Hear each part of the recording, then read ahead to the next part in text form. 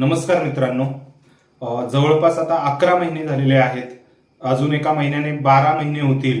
महाराष्ट्राला हादरून ज्या गोष्टीने जी घटना घडली होती बीड जिल्ह्यामध्ये, त्यावरनं पूर्ण राजकीय प्रकरण ढवळून निघालं होतं. एका कॅबिनेट मंत्री पदाचा माणूस याला राजीनामा द्यावा लागला आपल्या मंत्रिपदाचा.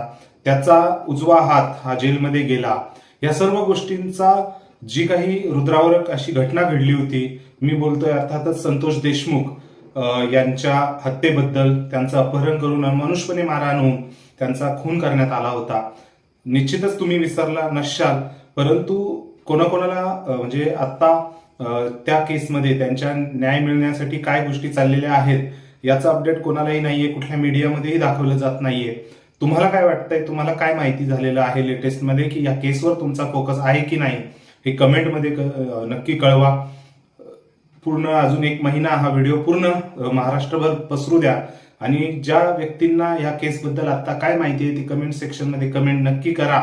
कारण आपल्यालाही बघायचंय अजूनही किती लोक जे आहेत ते संतोष देशमुख यांच्या हत्येसंदर्भात म्हणजे हत्येसंदर्भातल्या आरोपींना शिक्षा व्हावी किंवा त्यांना न्याय मिळावा संतोष देशमुख यांना, याची प्रतीक्षा करतायत ते.